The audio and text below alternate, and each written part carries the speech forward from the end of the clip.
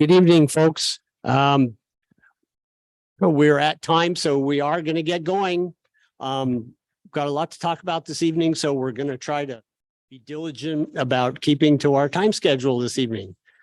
But so the first thing, I'd like to introduce myself. I'm Jeff Comstock, a member of the 4 and 7 Steering Committee. And the last several meetings, we've actually not done introductions, but because we've got a lot of new faces this evening, we are actually going to go around and do introductions so that we can get better acquainted with each other. And so the basic ground rules that we try to manage at our NPA meetings are that we listen to the person who's speaking, we respect the agenda and the process, share your opinion politely, and treat one another respectfully. And so with that, Bridget is going to manage the microphone for us, and we'll go around and please introduce yourselves, and then we'll get going. Matt. Matt Hurlbert. I am Ward 7 and a member of the steering committee.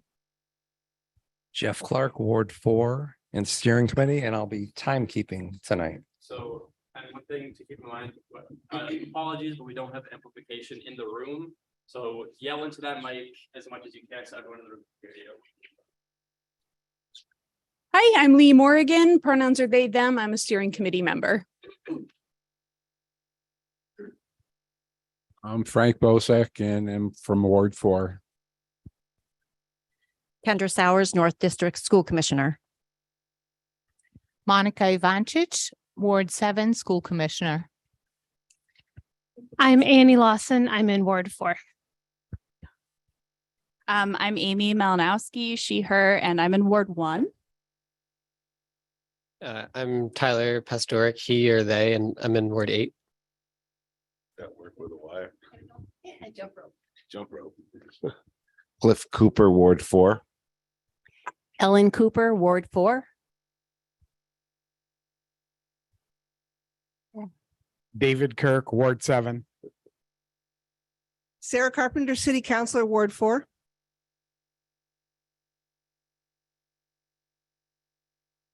Okay, I guess we are going to get going, and we also try to carve out a few extra. Ward 4. The Zooms. Oh, okay, Jeff, you have a mystery guest.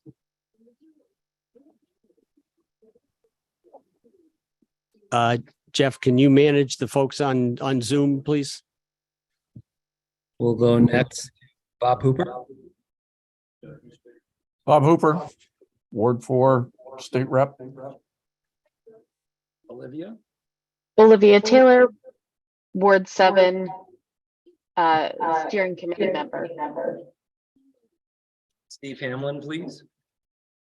Steve Hamlin, Ward 7. We have Sam and Adam, please.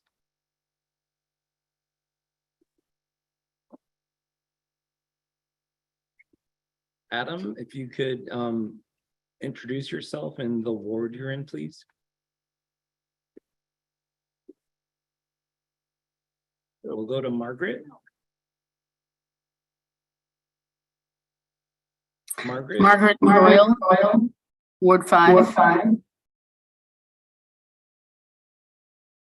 Hi, Sylvia, if you could introduce yourself.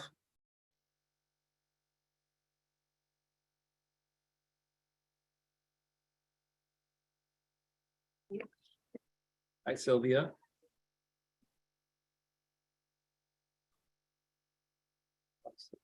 Gonna tell Sylvia. There you go. Unmute. Can you hear me now? And your ward, please. Ward 7. Sylvia. Sylvia, Ward 7. Thank you. Adam, we'll try you again.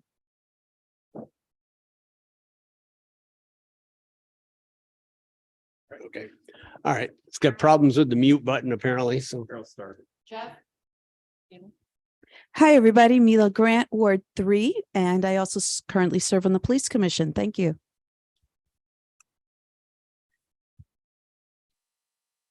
Hi, I'm Mark Barlow, North District City Councilor.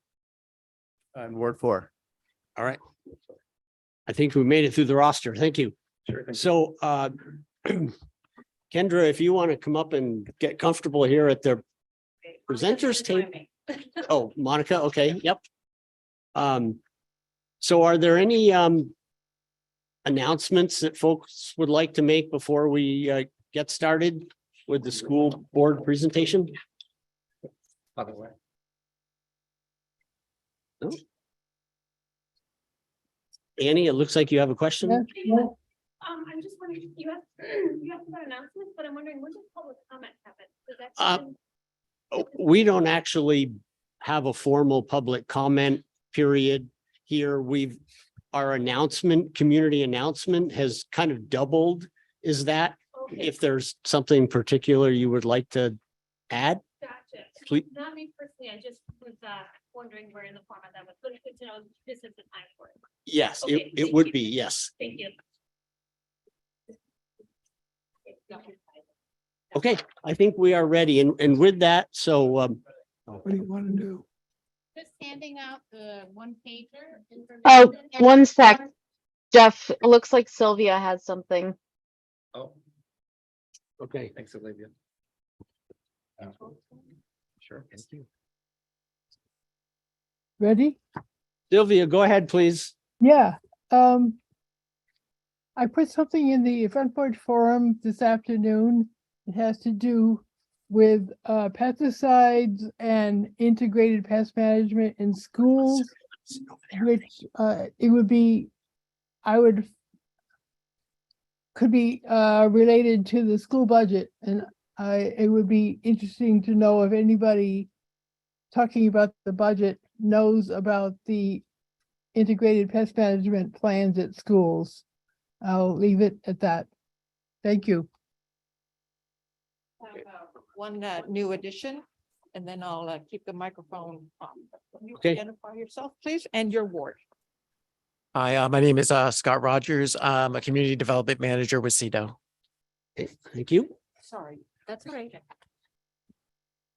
Okay, so yeah, just to we've got kind of a dual format this evening. So for this part, we got kind of this sort of this standard moderator, and I'm going to turn this part of the presentation over to you and set you off on your own. So Excellent. take Thank it. you. All right, Monica's going to start us off. Thank you, Kendra. My name is Monica Ivancic again, and I'm the Ward 7 School Commissioner. I'm also co-chair of the Diversity, Equity, and Inclusion Committee on the school board. So as many of you might know or might not, the school board approved the fiscal year 24 budget on January 17th. So just last week. And for the second time, for the second year under the leadership of Tom Flanagan, we are using an equitable budget and staffing model. And this equitable budget and staffing model doesn't have to do with an increased budget or decreased budget. It just has to do with how the pie is cut. So the pie is cut in a little bit differently. So more resources go to students who need them most. To do this, we have what we call the RISE allocation, and RISE stands for Recognizing Injustice and Seeking Equity. And to figure out, there's about $1.5 million that are allocated for this allocation. And we use a weighted student formula. And the funds go to schools that have more needs. And you'll see on the second page of the one pager, we do list the different schools and how much each school gets. To figure out how much each school gets, each school forms an advisory group. And the advisory group is formed of school leaders, some teachers, and some parents. And then they plan how to spend the school's RISE allocation. So you have the money amounts per school here, but you also have listed for the elementary versus middle versus high school, how these schools decided to spend this money. We also, our FY24 budget had some guiding principles. We wanted to be responsive to staffing changes.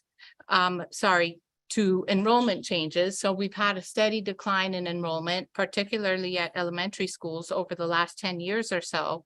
And so we want staffing changes to reflect this. We are definitely limiting budget growth due to the increases in wages, which were about 6%. Benefits, unfortunately, health insurance goes up an astronomical amount every single year. 12%, and then there's the BHS BTC costs. The other thing is that we want to ensure funding to meet the strategic plan objectives. We recently developed a robust strategic plan for the next 5 years, runs from 22 through 27. And there's 5 pillars to this plan.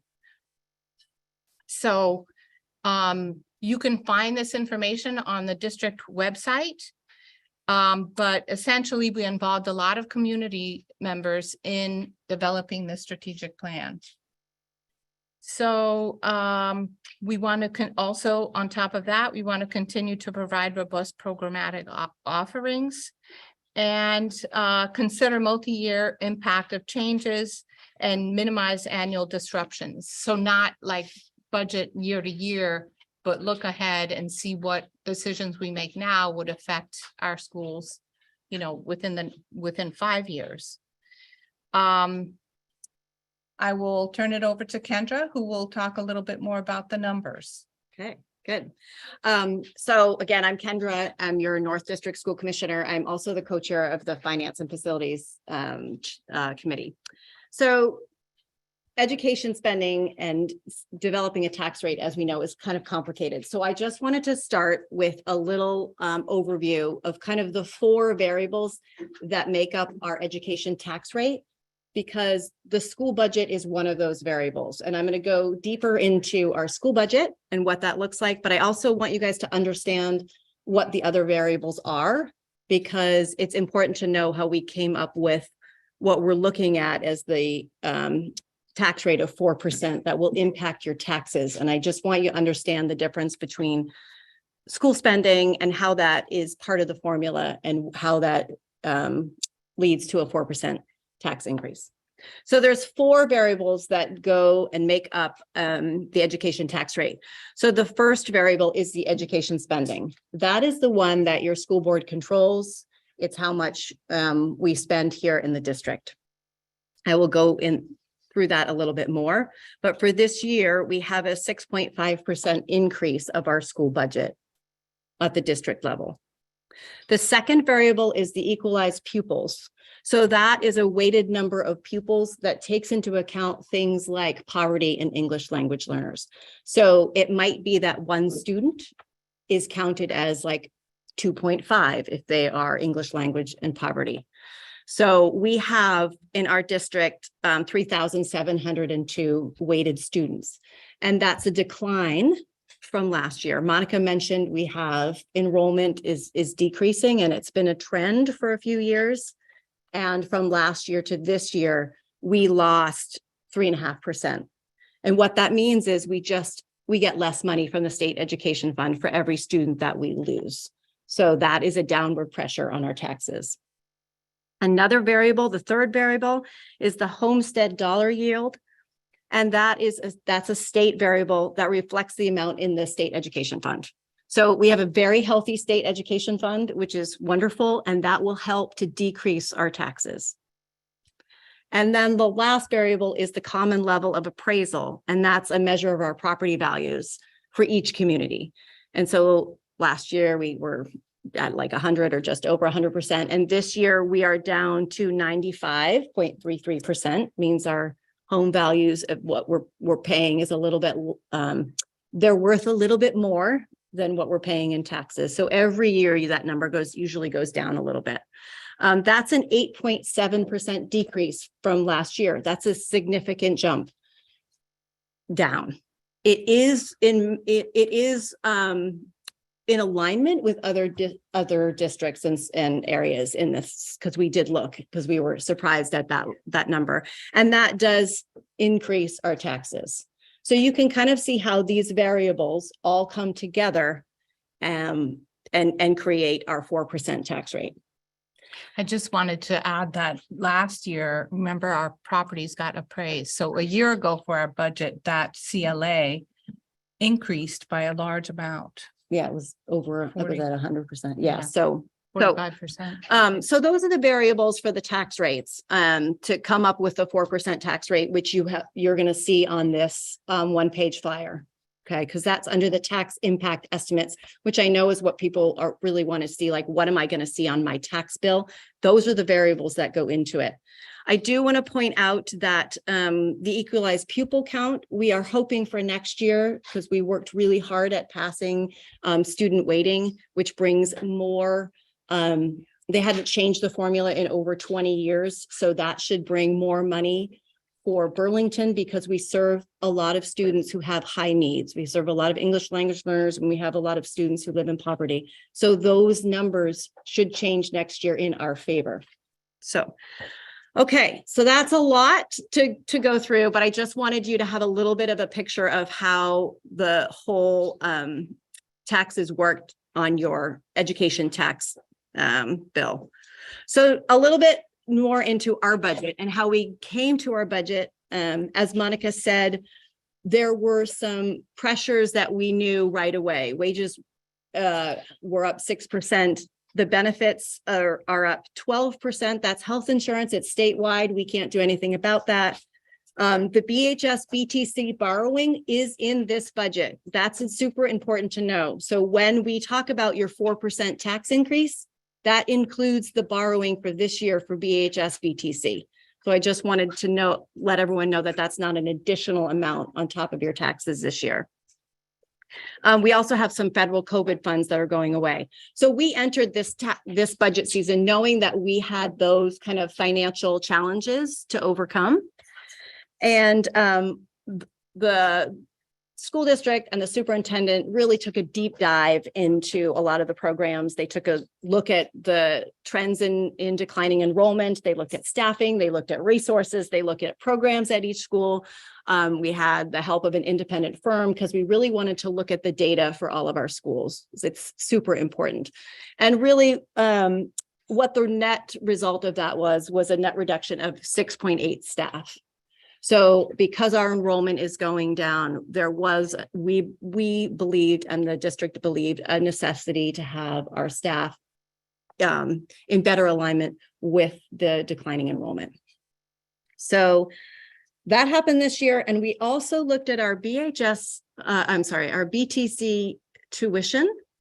So our tech center serves a majority, just over half are Burlington students, but we have sending schools that send students to BTC. And that tuition we raised it 18% this year, which is a lot, but we do believe that our sending schools should pay for some of the rental costs of the programs and having it not be shouldered by all of Burlingtonians. So that is also included in this budget. So we were trying to look at things that we could to kind of reduce some of the tax burdens on Burlingtonians this year. So with that in mind, our budget, as I mentioned, increased by 6.57% this year from the previous year. And let's see, of the total amount, if you pick up your little sheet now, I hope this makes a little more sense because this is what I'm in this long-winded way of looking at our budget at a glance. So the total budget is $98.2 million. That's this year. That's FY23. That's right. For next year. Right. This is for next year coming up. And we have increases of health insurance, wages. You can see the debt services, utilities, and then the BTC borrowing is all part of that. So that all leads to a 6% increase in our budget. So the total's 104.1. Yep. So the total of their school spending, that includes federal and state grants, which has not been listed on here. The federal and state grants are about $6 million. So you're kind of wondering why those numbers don't add up. It's because federal and state grants are added into that number. So you look at the 6%, and that's our budget increase. And then when you take the 4 variables that I talked about in the beginning of the presentation, you come out with a second chart, which is your tax impact estimates. So using the 4 variables, your projected increase is 4.03%. If you are an income sensitized taxpayer, we gave an example of somebody who makes $50,000. There's quite a few people in Burlington who are income sensitized. You'll see a 0.07% increase and your taxes will go up by about $1. I believe that's like 85% of our It's population. a big, I don't know the population, but it's a big Sarah, percentage you of know the- Burlington. 70%. Yeah, it's a lot. Burlington or these 2 wards?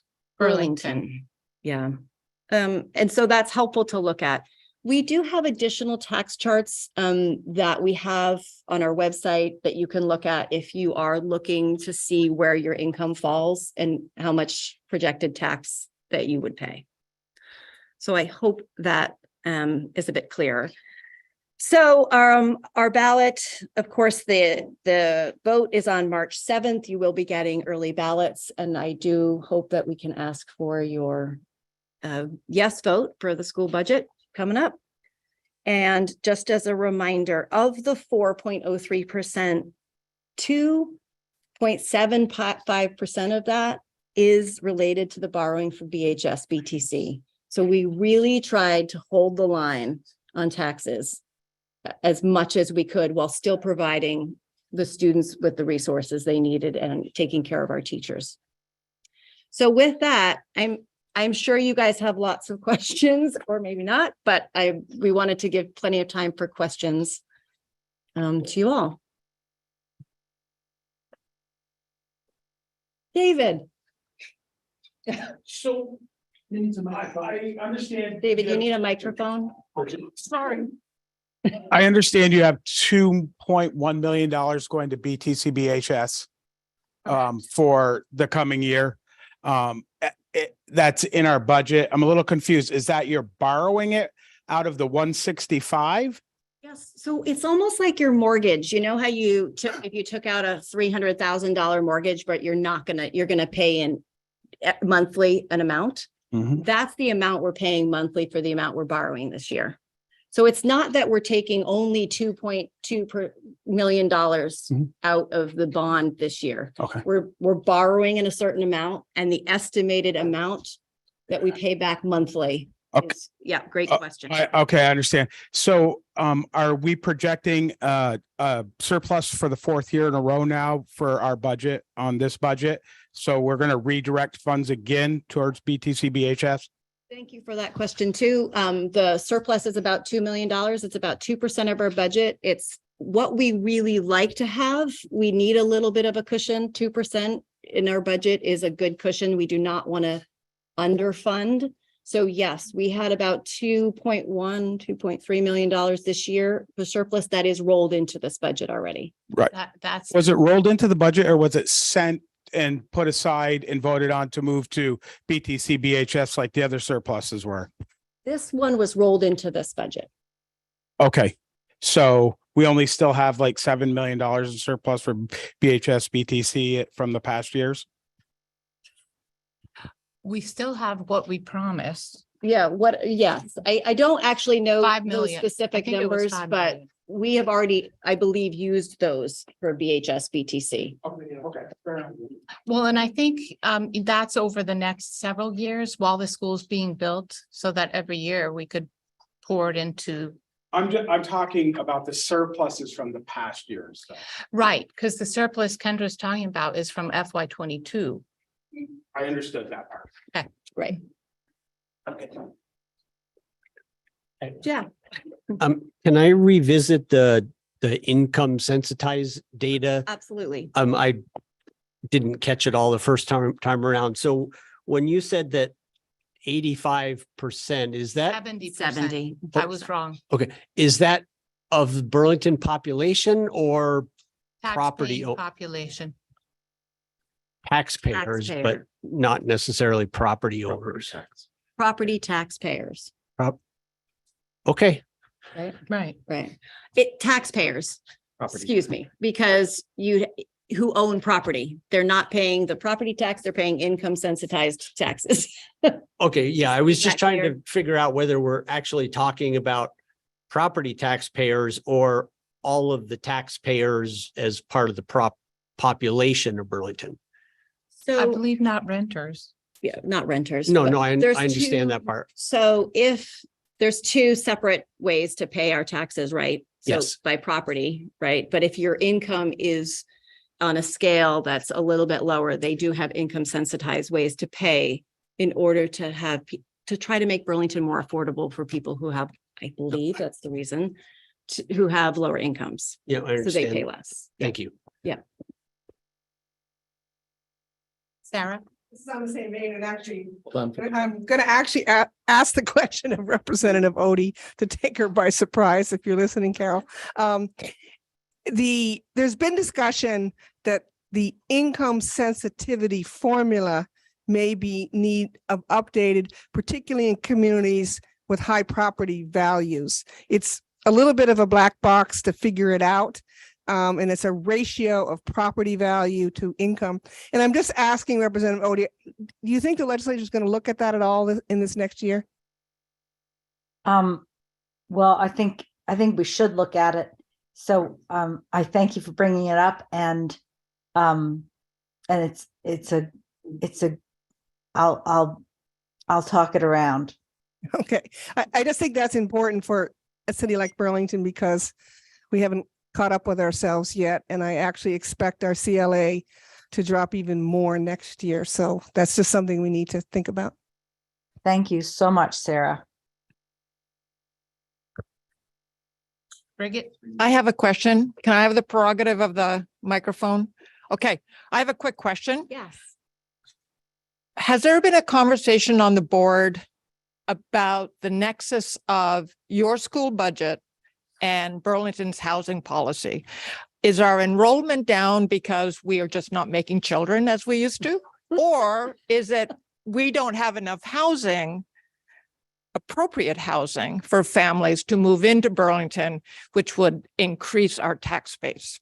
And maybe I could ask Kendra. I could start and then I'd love some help because I don't really know about birth rates. I don't either. But I will say that I know with our policies on immigration, we had seen a declining trend for that for a while now. So that has affected our enrollment. Especially under Trump. Yeah, so that has been down. So for about the past 8 years, we've seen slightly declining enrollment. And then of course, with COVID, we couldn't really look at that data and have it be clean data because some people decided to homeschool and pull their kids out. And so the data was really, that was kind of those blip of 2 years. But we did see from last year where we considered it normal to this year, we did see that decline of 3.5% in our enrollment. And some of it was also high school students. You know, when we went to Macy's, people put their kids at Rice or tried to get them into neighboring districts. Yeah. So, but somebody could speak more on the housing part of that than I could. Yes. Matt? I'd be happy to speak to housing. I'm a real estate broker with 28 years experience. This evening, there were 9 single-family homes for sale in the city of Burlington with a population of 45 to 50,000 people. And 3 of those 9 are $1.2 million and above. Ooh. No, there's not enough housing, and no, there is no effort by any stretch of the imagination by any part of the city of Burlington or its zoning department, even though they attempt to claim to make efforts, there's no effort. The effort starts with working with builders and encouraging construction, and there's none of that. So in the school board's defense, yes, there is a shortage, and no, there's no direct solution. Sarah? I just gonna say to me, we have an exceedingly low birth rate. Vermont is, I think, the lowest birth in this, in the state, and I think Burlington is even part. But I'll agree with Matt. We're not producing multi-bedroom housing, which would be attractive to families. And we have a real dearth of homeownership opportunities, which we might be more attractive. So I think it's the combination. Our market, for better or worse, is single bedroom or one bedroom apartments. We have a city full of 22 to 32-year-olds, and that's who's renting. As a little anecdote out here, my neighborhood had a couple turnovers. Two of our single family homes, which were high price, but they sold interestingly as second homes in a residential neighborhood. So there is another little phenomena going over. Okay, we are, time's up for this panel. Okay. Yep. And if you are looking at us wondering, what's the buzz? Like, why is everyone talking to each other? It's because our moderator is lost and we are trying to get her here. So we apologize to Kendra and colleagues. And to our audience and residence members, but that's the buzz. And take it away. Any other questions?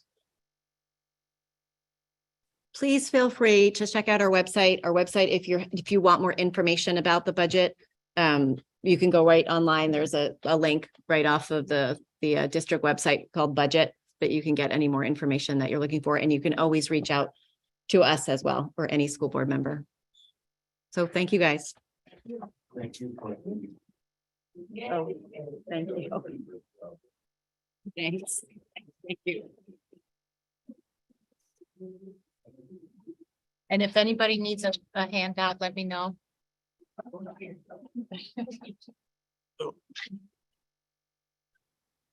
So what we're going to do is managing this meeting on the fly is because our assigned moderator went to the Champlain College Miller Center on Pine Street. If I may, I would sort of hope that the Free Press reporter would read the fine print on the agenda, but She is a reporter. I just say it. So if I can invite our Prop Zero panelists to come up to the presenters table and make yourself comfortable. And in the meantime, Bridget is going to act as our stand-in moderator. So thank you. Okay. Thanks.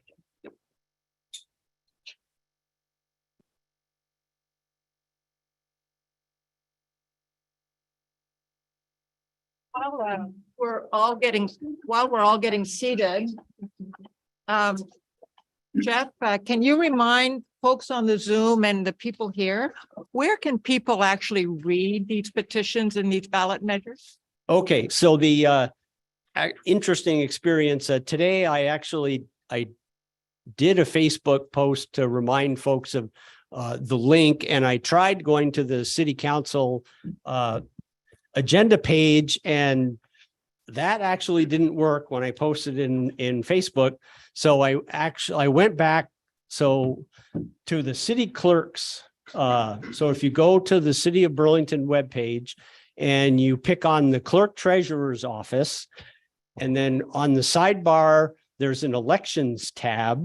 So if you click on the elections tab under the clerk's office, down at the bottom of that page, there's a link to a document that had all of the ballot questions in it, and it has the complete, the full version, 18 pages of the ballot questions. So it has both the language that will appear on the ballot and the full supplemental language that will be in the voting booth if you go to vote.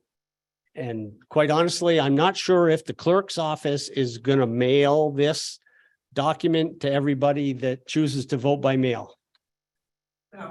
No. Okay. Our city councilors are telling us no. Adopted called short form language, And that's what was emailed. We did have a need discussion a with the microphone. administrative office about the need to include in the mailing. I'm not going to read. Can you start? Oh. Just last night, we adopted what's called the short form language. That's what you're going to get with your ballot. We had a specific discussion about making sure that when you are mailed your ballot, you have a clear reference to where you can find it, acknowledging that it's not easy to find now. So we'll try to follow up with Catherine Shad to make sure that it's clearer and maybe in an easier place on the website, because that is something we need.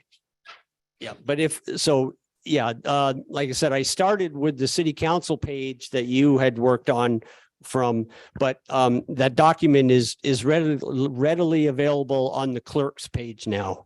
Okay, thank you. Councillor Bergman?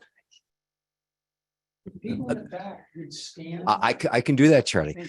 So just so everybody knows, this is a polling place. So every polling place has to have the full ballot posted on it, as well as like the checklist. So they should, when they get ready, there's a certain time frame. So it's not going to be like now, but it will be before the election. They will be posting the ballots, and also I think the long forms in this building as well. So people will have access without having to drag yourselves down to City Hall, which is very good. Thank you. Thank you. Okay, We have Madam Moderator. All right. First of all, we have a question from one of our panels. Well, I just want to let you know, if you want to see the petition language for the two ballot items that are being covered tonight, there are a couple copies on the table back there. So if you want to go sneak over and grab one, you can definitely do that. Okay, ladies and gentlemen, let's start. My name is Bridget Bozek. For those of you who do not who do not know me, I'm Ward 4, and I'm a member of the steering committee with this group of people. And I'm going to be your ad hoc moderator. I wish I had done my homework, but I'm not bitter. Go ahead. So we have a great panel. Is Bill on the Zoom? No, Bill succumbed to the weather, so he decided not to travel, and apparently hasn't made it onto Zoom yet, even though he was invited to do that. Okay. And our other moderator is stuck in a snowbank somewhere. So we have two panels. This is going to be the first panel. And we're going to talk today on this panel about what is colloquially called Proposition 0. And Proposition 0, I'll just read you the 3 lines. Shall the Burlington City Charter, as amended, be further amended to grant voters powers to initiate ballot questions, propose enactment, and repeal of ordinances by majority vote, the substance of which is outlined below, and read it for yourselves. We have designed these panels to have 4 speakers, 2 supporting the measure, 2 not supporting the measure. Bill Koff was supposed to be here today. He is unable, as you just heard. And I would like to go down this panel and starting with you, please, Farid, and introduce yourselves and your affiliation to the petition. Hi, everybody. Thank you for having us here. My name is Farid Munarshah. I am a resident of Ward 5 in the South End. And I am a volunteer with the Proposition 0 campaign. Hi, I'm Amy Malinowski. I'm a resident in Ward 1, and I helped collect signatures. Hi, my name is Chip Mason. I'm a resident of Ward 5. I served for 10 years on the city council, was chair of the ordinance committee for 10 of those years, which I think is one reason I was asked to come and present my view on Prop 0. I'm not affiliated with anyone other than here as an interested citizen. Thank you. The rules are going to be the following, and it's going to apply to both panels. We're going to start with each of the members giving a 4-minute presentation, followed by what I call the 2-minute lightning round. I haven't decided what that lightning round is going to be. I could ask the question and give each one of you 2 minutes to respond. Or, which I think is probably what you want to do, is ask each other a question for 2 minutes. But let's wing it. Let's have a good conversation. And Fareed, I would like to ask you to start, please. So I was hoping for a coin toss because so to us, and from our experience collecting the petition, this is a no-brainer. Like everybody is like very supportive. I would say like 95% of the people we spoke to, and we had to gather over 2,000 signatures, like almost like across the board, with the exception of former or current officials, like elected officials. People are in support of this petition. It's something that's it's 1 page long. You can read it for yourself. There's some physical copies over there. We copied like the language from other cities, other municipalities charter. And this is such a proud tradition of Vermont of having grassroots democracy, of like town hall style democracy and grassroots decision-making process. I would really like to hear, but why not? And I'm kind of like shocked that we're sending Bill Keogh and Chip like to be on this panel, and I want to know, I want to hear what the objections are. So I'll yield the rest of my time. All right. Well, Wendy, why don't you go second then? Sure. So I guess the thing that I would say is that the powers that this ballot item proposes exist in every other municipality around Vermont, just not in Burlington. And so what is that power? It's the power to propose, amend, or repeal ordinances by majority rules. And for most other places, that's happening through the longstanding tradition of town meeting day. But as Freed mentioned, both Burlington and Winooski, like we don't have a town meeting day where we gather in an auditorium and we can do this kind of thing, right? We have the ballot. So Winooski in 2015 actually passed this exact same language. It went through, like the voters passed it. It went to the legislature vetted it and passed it. And we are just stealing it from them. And we are trying to do the same thing. So what I think this is really about is, well, to say what those 3 powers are, the first one is it enables you to propose things that you want to change about Burlington. And I think this is the most exciting part to think about. So let's say you have an idea, something you want to change about Burlington. I don't know what you're dreaming about, but if you run around and you get 5% of voters to sign a petition saying, I think that's a good idea too, which as Freed mentioned, that's about 2,000 voters, which is, as someone who has canvassed a lot of hours, like 400 plus hours. It is a lot of work. So it's not an easy feat. So if you do that, then it creates a situation where the city council and the mayor need to respond to that petition. And they can either choose to pass it, yay, or they could say no. And if they say no, instead of it just like dying there, which is the current situation, things would just die, right? What it says is it gets to go on the ballot and Burlington gets to have the final say. You showed enough of Burlington has interest in this. You put in all this work. There's enough interest. We should get to have the final say. So that's the first power, which I think is the most exciting. The second is that you're able to repeal. So this is actually not a new power. We're actually already granted this through the Vermont Constitution. We're just surfacing it so that people know we have it. But that's saying, you know, if you didn't like something that got passed by city council, then you could put a referendum to repeal it and have it reconsidered. And then the third one is that you can ask advisory questions on the ballot. So this isn't binding. It's really just like getting a temperature check. So in the past, for example, there's been advisory questions about, you know, how do you feel about F-35s, that kind of thing. It doesn't actually do anything, but it allows us to get a temperature check of what our neighbors think. So that's another piece that we have access to through this. So what I think this is really about is it gives more power to the people, not in a really radical way, but in a proven way that the rest of Vermont has been experiencing for a really long time. And we're just bringing Burlington City Charter up into alignment with the charters of other municipalities. So really, in essence, I think it's about continuing a longstanding Vermont tradition. It's about recovering a proven balance of power, where right now we have more unchecked power compared to other municipalities around Vermont. And it's about giving pathways for Burlingtonians to take action on issues we care about. That doesn't mean we're going to flood the ballot with things, but if there's something that we all really care about, we should have some pathway to make it possible if we can prove enough of Burlington really wants something. Yeah. Did our moderator arrive? Yes. Oh, yes. So sorry. Had car trouble and then I went to the wrong place. Please sit. All right, ladies and You stay for a gentlemen, little while there, Bridget. pardon me? A little while. Yeah, the overlap. See what's Okay. going on. I'll get her an agenda too. Yeah, all right. Oh. So,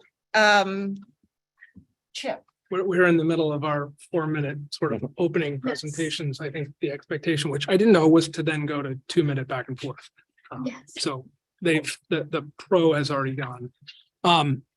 Thank you for yes. Do you get double the time? I don't think I'll need double the time, but if I bump up against that, let me know.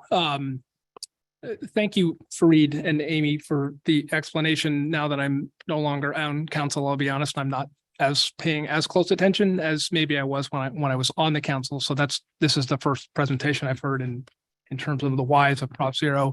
And I think it was helpful. I sort of looked at the referendum this afternoon and sort of agreed. And I think I appreciate the reference to other municipalities and it being done, but our system is a little bit different. And I think we need to acknowledge it. We have a mayor, a strong mayor system, which, not many other of these small towns have. We also have an elected council that in essence serves as a check and balance, on the mayor between the two of them. That is different than many of the small towns, Jericho, where they have that sort of town meeting day check on the authority of the zoning board. The other thing, which I think Amy was alluding to, that this does change. There is currently an ability to put any advisory question on, but the guidance by the Supreme Court and the legislature is that, you are required as the council to put that question on the ballot only if it's a power reserved to the voters. So I'll use a specific example. The most recent one that came up was City Hall Park. There was a group that wanted very much to put, the plans, if you will, on the ballot, put it to the voters. And the council in that determination, because it had that authority, made a determination not to put it on the ballot. And I want to walk through this proposal would change that, such that anything that was presented to the council must be put on, even if under existing state statute, it would not have to. The reason, or one of the many reasons I voted, I won't speak for others, in terms of not putting it on the ballot, is there were very real consequences to delaying that action in order to take a temperature of the voters. We had a construction contract that was going to be delayed. The numbers were going up. We had a contractor lined up who was threatening to pull out if we did not move forward at that time. And we were also trying to deal with a farmer's market. So I appreciate in isolation, of course, it's a good idea to go and check with voters. But I think we need to be mindful that there are very real consequences, to delay. The other new piece relates to, the ability to put ordinances through a citizen process directly on the ballot. I think I want to explain the public process that an ordinance goes through before it actually gets adopted, because I'm not sure the public is aware of what I would say is the exhaustive process that we go through as a body. Leaving aside those sort of longer terms initiatives that I served on that literally took years and hundreds of meetings before something is put forth, whether that's, short-term rental, all the housing reforms that were just proposed, those went through years of public process and meeting. I would be a little fearful about the ability to remove all of that, just put it to the voters and let the voters, vote on something. Those are exceptional ordinances. The typical ordinance process, any ordinance that's introduced has to go first to the council for a first read. Assuming it gets through the first read, it then gets referred to the ordinance committee for public, an additional public hearing. It also then has to go, before it can be adopted, has to go back to the full council for a second read and potential adoption. If it's an ordinance that requires, that touches zoning, it also has to go through a separate public process at the zoning board, as well as, referral to its own ordinance committee. through the process of all of those hearings, we not only hear from the public, but I think the other piece that's missing is experts. Some of this is, including our own city staff. Much of what comes forth isn't just because a counselor has an idea or a constituent. It's, put forth by the administration, who are really experts in many of these areas after typically a public process where input is sought. So I have concerns about this proposal to sort of short circuit all of the authority and the public process that has been built in, and simply put it on the ballot and let the voters decide. I don't have experience. I've never lived in a location that has this direct democracy as opposed to a representative democracy. But as someone who stood for election, multiple times, I did feel that I was accountable, for my vote, and that I was sort of tasked with representing my constituents. It is a challenge as an elected official, sort of who do you listen to and how many people contact you? And it's not as simple, or at least it was not for me, as keeping a running tally and making a decision. I've had more people contact me in support of something than necessarily that, voted in opposite or contact to be in opposition. We all know that not everyone has the ability to reach out and contact us on matters, and that has to be factored in. The other piece that I somewhat question is I think the belief is this will, through this process, we will somehow empower ourselves with getting the majority consensus of the electorate. I asked someone to sort of pull, turnout results over the last 10 years to get a good sense for what the turnout has been.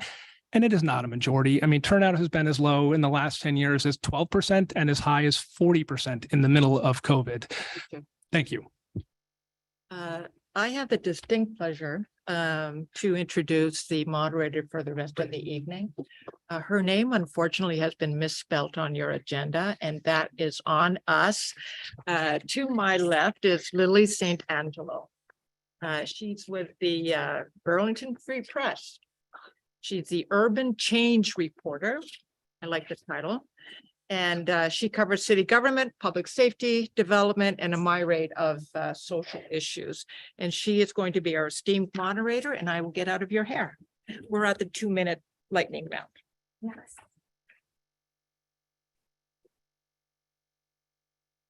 All right. Thank you for the patience. I had some car issues. Sure everyone can relate to that. So we're at the point where we go back through everyone and we have 2 more minutes each to maybe touch on things that other people have said, or to make any closing remarks you didn't get to make in your first 4 minutes. So we're going to start with Fareed and we'll go from there. Okay, so I want to address some of the points that Chip raised. This public process that you speak of, I mean, we know in reality, it's not really public. Members of the public always have problems because they are scheduled during work hours. And if you ever show up at any of this public engagement process, we know it's like only people who can afford to miss work or are free during that hours are able to attend. And I think Chip's point is valid in that like not everybody turn out to elections, but is that because they don't care, or is that because there's nothing that matters? Like if we don't have any power anyways, then what difference does it make? And that's at the bottom of it to me is about power, because we the people have no real power in this city. We elect people who are experts to make the decisions for us, but there is no way for us to hold them accountable. We have a strong mayor system, sure, but what if are we also a one-party government? Like where, like the city council can pass something, and they have, and the mayor is able to veto. And so do we want like that much power, especially if the city council is members of the same party as the mayor? That to me seems like a problem. But at the bottom of it is, I think, with the NPAs, that's like a result of this kind of grassroots decision-making process with real power. So let's revive that and provide some check and balances to our city government. Thank you. All right, and then Do I get to respond to that or no? I think we're just doing 2 minutes. You get to respond in your 2-minute part. Sure. Okay. Oh, I'm sorry, but they're on one side. So I'm trying to figure out Oh, what the. do we format want to is. do back to Chip? Sure. Sorry. Okay, Chip, you go. Thank you, Fareed.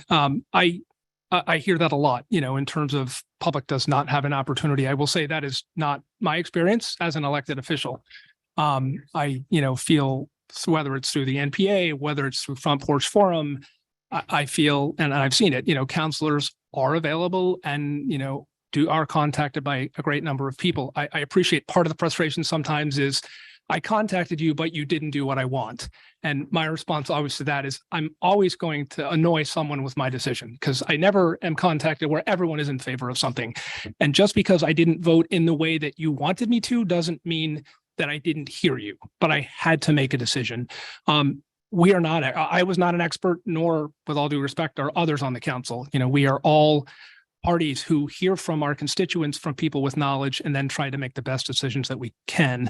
On the accountability, if anyone who's watching, the last election, mayoral election, the progressives were within 200 votes. The council has changed back and forth in the last 3 years and even, I don't know what's going to happen this election, from Dem control to the Prague control. So I do feel there is accountability, for each elected official based on the decisions that they have reached or made.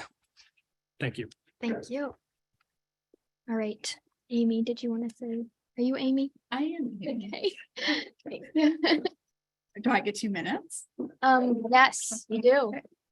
Well, am I the last 2 minutes? You are. And I get my 2 back. Okay. I go ahead. You can do it, but in Bill Kehoe voice. Yeah, there we go. We can have it. There's no, Understood. yeah. Go ahead. Sorry. Yeah. So yeah, I guess some of the things I just wanted to respond to is hearing some pieces around like, oh, there's so much that goes into ordinances. And I just want to reemphasize the point that Winooski has already gone through this process. It's been cleared by the legislature. There are processes put in place to make sure that the city attorney is able to review things, get everything clear in terms of legalities before these things go on the ballot.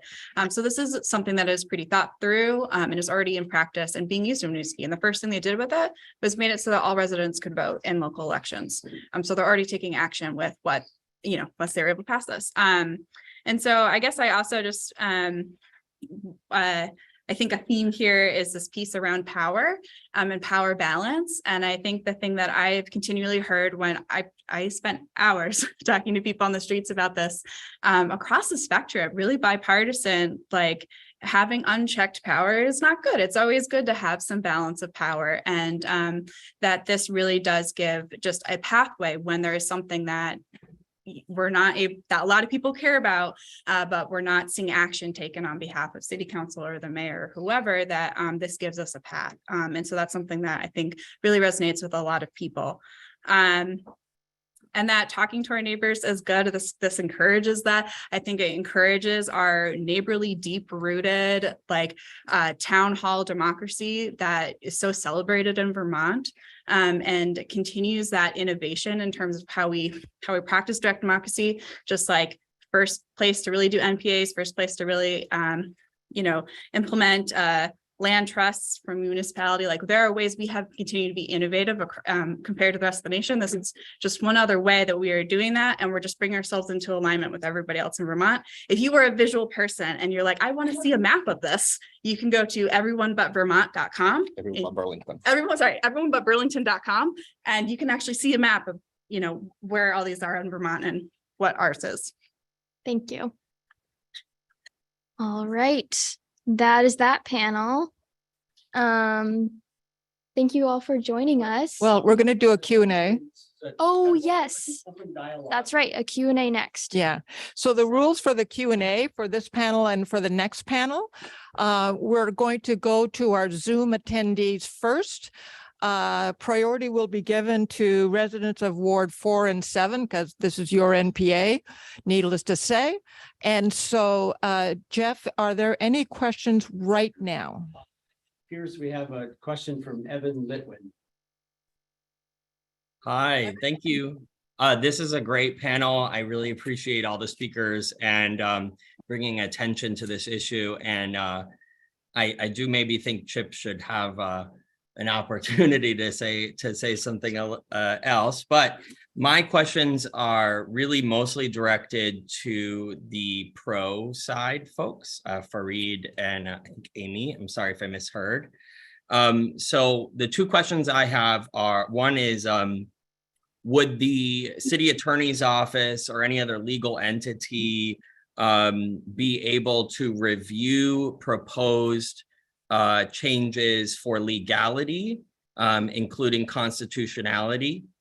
I guess that's a concern of mine. And then the second question I have is, could this methodology be used to recall elected officials or change other forms of kind of power dynamics? One of the things that you mentioned was that, you know, the mayor can veto a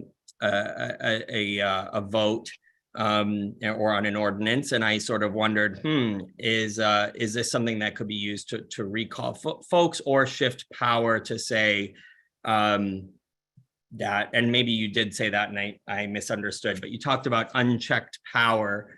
And I wouldn't mind hearing what you think the unchecked power is. So that's a three-parter. Go ahead. Do you want to talk Go to ahead. the piece around reviewing for constitutionality and So, legality?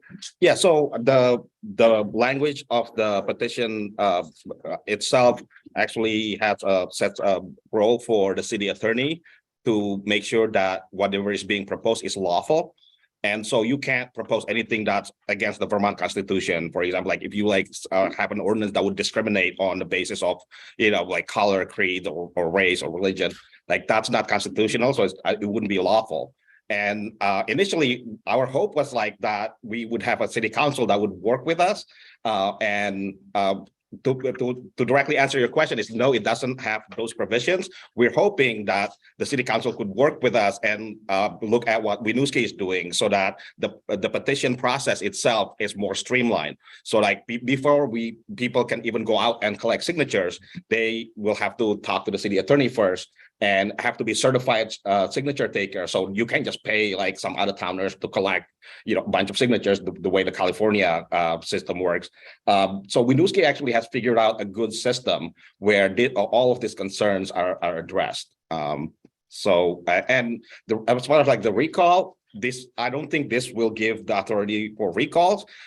Recall of elected official is something we are definitely looking at, and we found that there was previous effort by Councilor Shannon and Councilor Wright when Bob Kiss won his re-election. They went around gathering petition signatures to change the charter, and we would very much like to pick up that effort, and that would be our next campaign project.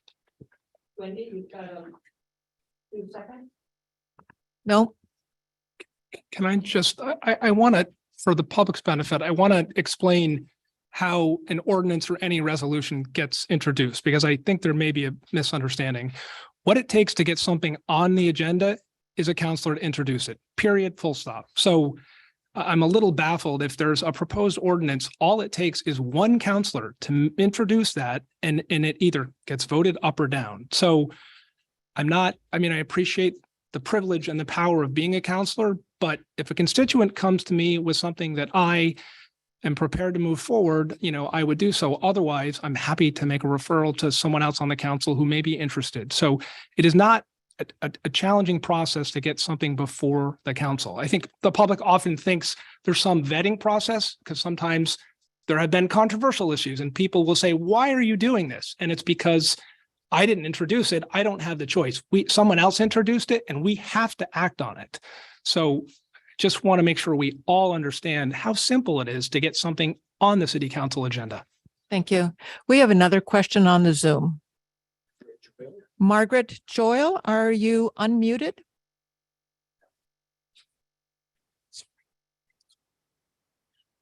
Yes. Thank you. I want to raise though the issue that I am not a Ward 4 or 7 resident, and if somebody else has a question, I would want to yield to them because I think it's important that people who live in these wards have an opportunity. Thank you for that sentiment. That's important. We'll go to Carol Odie. Thank you. I appreciate the panel. I agree with former city councilor Chip Mason that this is not a good idea for Burlington.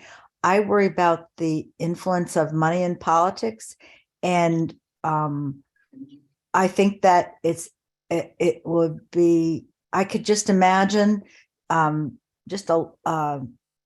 instead of a deliberative process where there's testimony taken, public hearings made, and votes of the city council and the mayor regarding putting a question before the public, that it could be just whoever's got the money to push an initiative might win, rather than a deliberative process. So I'm very much opposed to this. I think we have a representative form of government, and this just, to me, does not, I disagree with that. So I wanted to say that. All right, we have one more question I'll take from the Zoom audience, and we have at least one question from the audience. So we only have a few minutes left, and it is Ali Young. Thank you. Thank you for the panelists and for everyone for being here. And contrary to Representative Odie, I completely disagree that I believe that this is a great and wonderful idea, and here is why. You remember when we slashed the number of the police department through attrition from nearly 100 to 74. You all remember. You also remember that when I brought a resolution to the city council so that we can put this ballot as an advisory ballot to the voters, Representative Chip Mason was also opposed to that. So it seems for those who are opposed to this, what I'm hearing is once you get voted into office, then we're moving the people away from any deliberative process.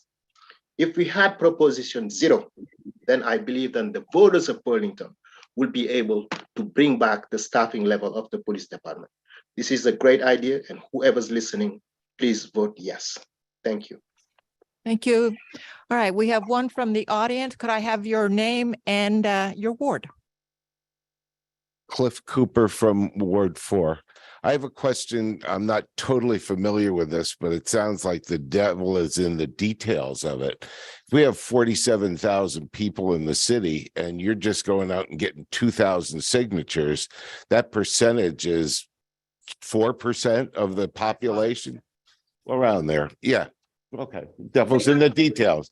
But the idea is you're going out to get a minority to try to do a majority. And I don't know whether that's fair. And I think if you bring it to one of the city councilors, whatever your idea is, if it has merit, I think it has legs to stand on. If it doesn't have merit, anybody here can go out and get signatures on any proposition that you want to go after. The trouble is you don't want to bring 180 questions to a ballot. And I can see this thing getting out of control and out of hand real simple. Wendy? Can I just clarify? The panel's name is Amy. And she's not It's okay. Thanks. Just to clarify, so it's 5% to make it so then the city council and the mayor need to respond to it and address it, either pass, fail. Yeah, but who makes up 5%? Why isn't it 20? So 5% is what the Vermont Constitution sets as the minimum. And so that's pretty much what is generally used in other parts of Vermont. And so, but I would say, so two pieces there. One, yes, it's only getting that amount for the initial part, but then if city council doesn't, they go through the deliberations, they do all of these things that Chip's talking about, they're like, yes, they pass it, great, all the experts waited, whatever. But if they say no, then at that point it goes on the ballot, and then the majority of Burlington plus 1% has to say yes. So it's not like just anything will end up getting passed. Like you still need at the end of the day, most of Burlington to be on board with this and turn out to vote on it. And to get 5%, I know that can sound small to some people or big to some people, but if someone is canvassed, it's a lot of work. Yeah. I know there's a couple of more questions, but I'm going to give the next, the microphone next to our city councilor, Sarah Carpenter. Thank you. I just want to make a distinction that's, I think, important. We talk about binding initiatives. Initiatives are broader, like the legal citizen voting. That's very different than putting a fully worded ordinance on a ballot. Councilor Jane talked about the racial justice thing. There were 21 items in that resolution that got adopted. That's a lot of work and vetting and substance ordinance. We just used, a lot of our ordinances are zoning, and they're 8-10 pages each. Withdrawing those or proposing those in a voted item is exceedingly difficult. And one of the problems is the wording can't be changed. So it makes the ability to put into law complicated. When we pass resolutions at the city council level, we have our 1 or 2 or 3 pages, and then we subject to ordinance because there's so much detail. This would allow you to put all of that detail on the ballot, and you can't change it if you make a mistake. You got to go back to the voters. So it would be an extremely cumbersome way to govern. And having had the pleasure or not of doing a lot of zoning, housing development ordinances, we just passed one on minimum parking. It was 9 pages. It took Councilor Travers tons of negotiation with all parties to get it down to 8 pages. That's a hard thing to put on a ballot. Thank you. So let's go back to Margaret Joyle. Margaret Joyle on Zoom. Thank you. I had a couple of questions. It's my understanding that Winooski, South Burlington, and Barry, at least, all cities that have direct ballot initiatives as part of their charter, all have city councils and either town managers or mayors. Is that correct? Could one of the panel? Yes. Fareed, could Yep. you clarify? Yes. Yeah. Breed says yes. Yeah. Well, Barry Yes. has a town Yeah. manager. Yeah. South Burlington. So my point is that when Chip started, he talked about small towns that have really town hall meetings, but that's not what we're talking about. And none of those cities have gone down in flames, the last I heard.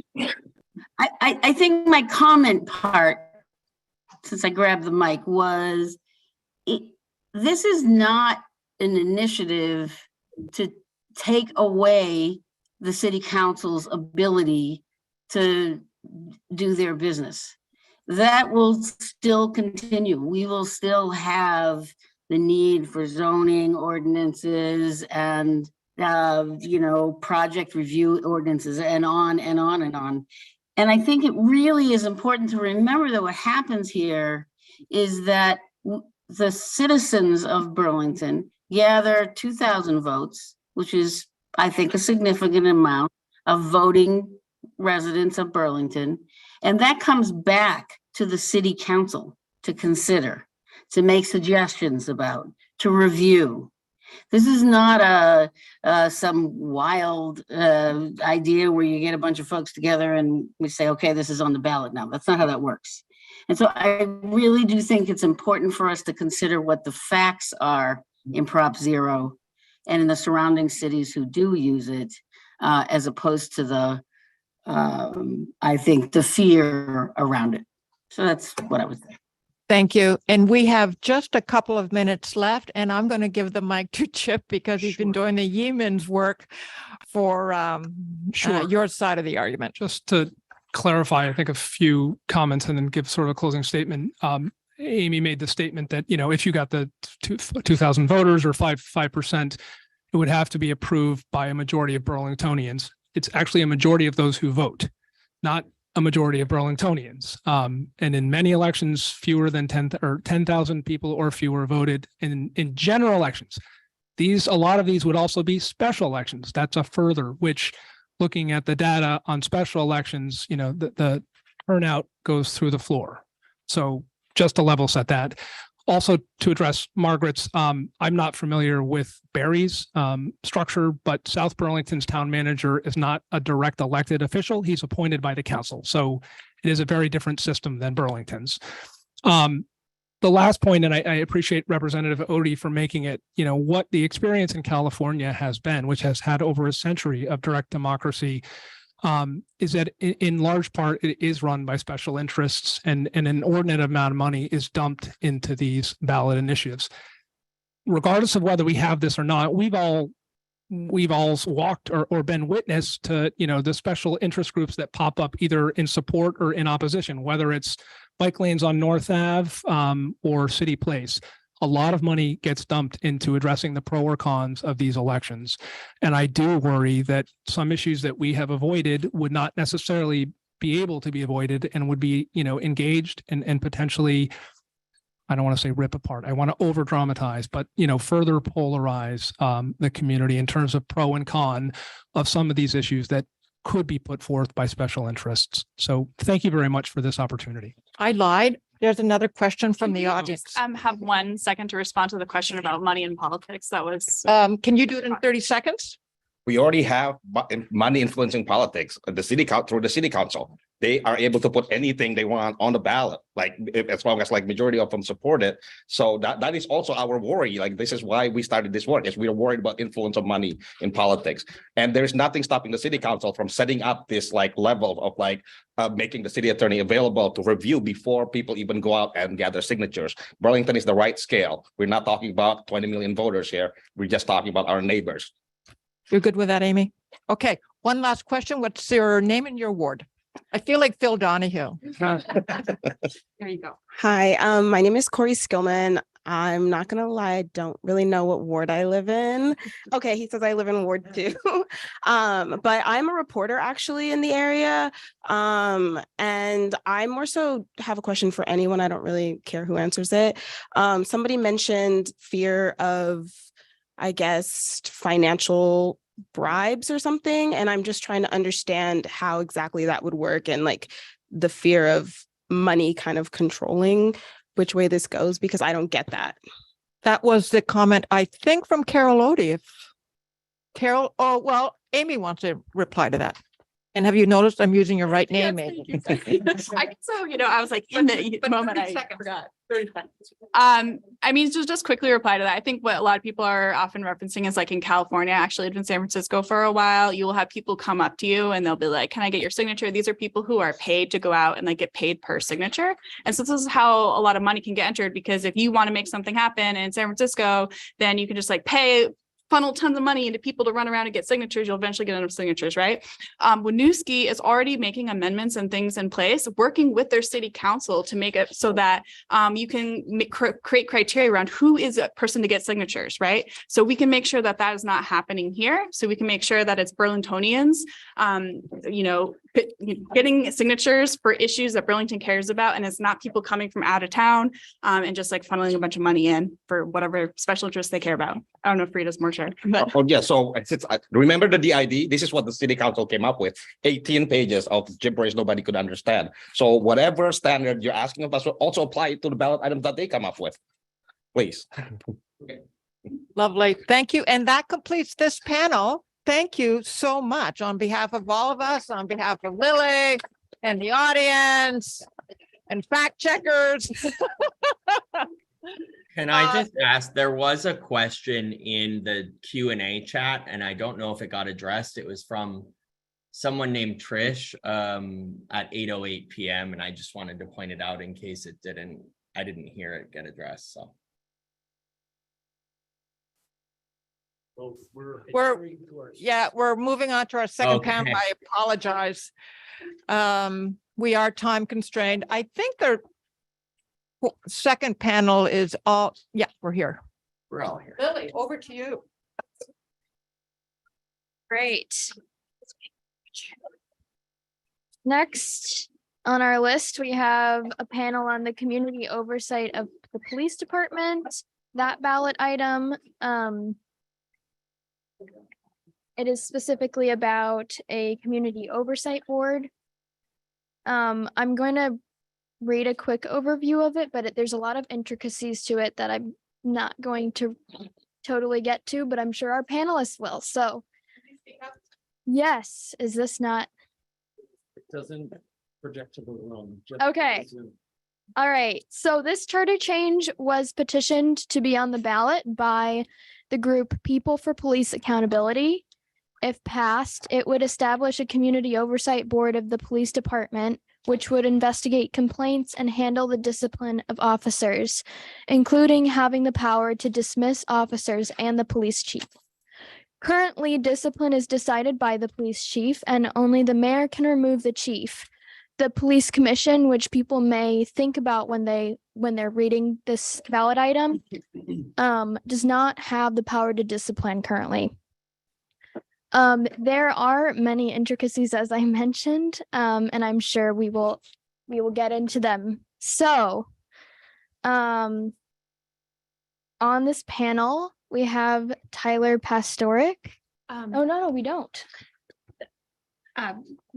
I guess I'll introduce myself. I'm on the panel instead of Tyler. My name is Annie Lawson. Annie Lawson. Any title to that or? No. Okay. You'll say that. And we also have Jean Bergman, and you two are supporting the ballot item, correct? so. Okay. And we also have Acting Chief John Murad, and we have Mark Barlow, and he is one of our city councilors, of course. So we're going back and forth, right? Yeah, I think that's So the we're- structure, yes. Okay. I didn't see how it started last time, so. Okay, Each person got 4 minutes. right. So each person will have 4 minutes to start with, and then we'll go back to everyone and have 2 minutes to do rebuttals or final comments. So we are going to start with, Start for us for the pro. okay, You're going to choose between us where I'm going to be the lead off. okay, let's start with Eugene Bergman. And let me just say before my time starts that every single charter change, the long form, not only can be accessed at the polling places where they'll post them, but right now at the clerk's website. So if you go to the city's website and you go to the clerk treasurer's office, and then you go to elections, and then you go to the sample ballot item on the left-hand side there, you will find them all. So you can look at them all in bloody detail. Yes, And that's a very good point. I thank you. Very good point. So there you go. Okay. My name is Gene Bergman. I'm the Ward 2 City Councilor, and I am a senior assistant city attorney for the city of Burlington. I did that for 20 years, and enforcement was a prime responsibility of what I did, including work for the Burlington Police Department throughout the entire period. And I want to touch on 3 areas: fairness, composition and selection, and if I've got time, on why this is needed and it's a good fit for the city. So let me talk with fairness. The mayor and others are wrong in alleging the proposal is unfair and biased against officers. And the proposal in sections 189 and 190 of the charter make it clear that discipline can only be based on the finding of just cause. The listing of just causes is exactly what is in the charter right now. In fact, the board's focus is on the extraordinary abuses that have brought us to this point in the first place: excessive force, abuse of authority, unlawful arrest stops and seizures, abuse of authority. No, I said that other unlawful acts, and there's another couple of them. There must be an investigation, and proof has to be brought to a hearing, and that is open and transparent proceeding, just like in court. The accused officer has the right to defend themselves. The input of the chief and other command staff is relevant and can be brought by either the prosecutor or the accused, and there's the right to appeal to the Vermont Superior Court, who will look at whether or not the accused got due process and an impartial and fair and an unbiased hearing. Now, this proposal creates a fair process. And indeed, when the National Association for Civilian Oversight of Law Enforcement, NACO, reviewed the original council proposal that was vetoed, in this regard, it is the same. And they pointed out that it was thorough, and they made a couple of suggestions for changes, but not one of them related to the fairness of the process. And they said that many communities that they're working with are actually trying to get to the level of authority that this proposal gives to a community oversight board. My conclusion is that this board and this proposal is fair and unbiased. Turning to selection and composition, I believe the mayor and the others are wrong to complain about an unelected board having investigatory and disciplinary powers. First, thank you. The mayor admitted over 2 years ago that giving the chief near absolute power to impose discipline under the current charter is an aberration in our democratic system, and it contributed significantly to community distrust, and we were likely to face continued disputes over the future of disciplinary actions until the issue is addressed. But they haven't been meaningfully addressed in the last 2 years. And that's why over 2,000 voters petitioned for this proposal. Second, the mayor and the city council selects the groups comprising the selection committee of the board. And they also have 2 of 9 positions on that board. And the range of groups selecting representatives for the committee, exactly the range that I think that we need. Groups with an interest in civil rights and disability rights. There's another listing there, but they also need to care about the safety of the city and the fairness of the criminal justice system. I can get into some of the details there, but let me just speak to the fit. The use of force incidents, which many in this community believe were excessive, eroded community trust in the current system. And the Melly case was a case in point, and it's still not fully litigated.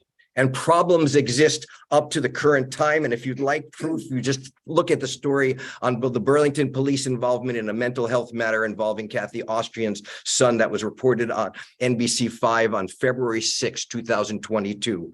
And I was greatly disturbed by that. And the cases of police misconduct are happening all over the country. Just look at the suit that was brought against Bennington and recently, and the Memphis, Tennessee beating death just this month. Let me finish let me just give my last concluding sentence here. We live in a country, not a bubble, and trust and mistrust are affected by the lived experiences of people everywhere. And that's why Black parents have to give their kids the talk. It's something that I never, ever thought of having to do with my 2 boys. That's white privilege. And that's really why we need to move this forward. I look forward to being able to finish the points that I couldn't get to. Thanks. Thank you. Thanks, Councilor Bergman. All right. I think I'm going to go next. RK. Okay. And thank you. And thank you for having this panel tonight. I want to start by saying I think virtually everyone agrees that we need more police in Burlington, more sworn officers, and we need to reform police oversight so the chief does not have sole discretion on disciplinary matters. Both of these goals are widely held, and even the Burlington Police Officers Association acknowledges this. I don't support the community control ballot measure for 3 reasons. The first, I think it's going to work against other measures we have implemented to rebuild the department and may likely worsen the attrition problem we've had.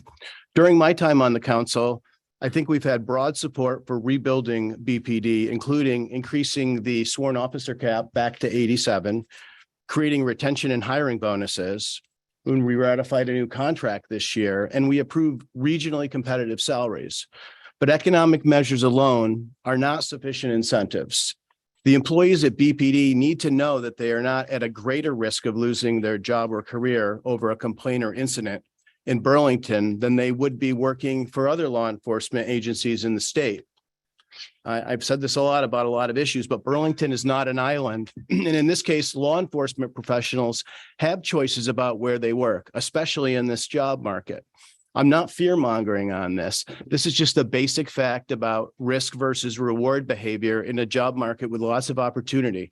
And I've heard this sentiment when I've talked to current and former employees at BPD.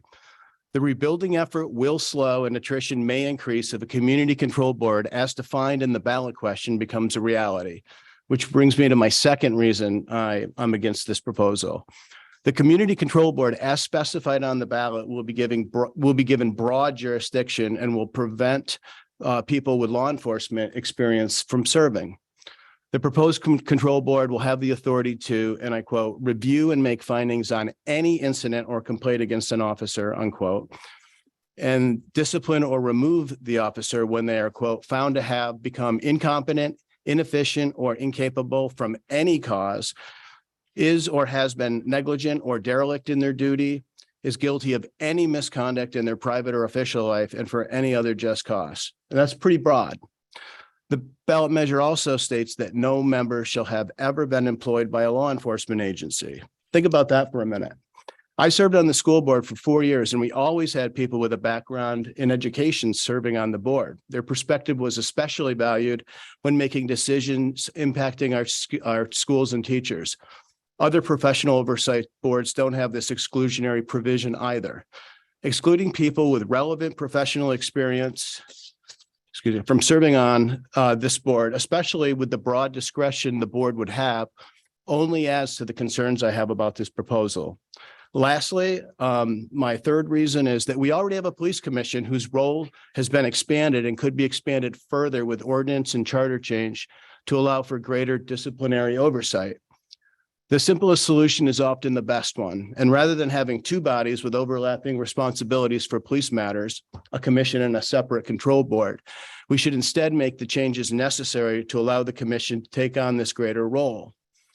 It is less complicated and likely less expensive.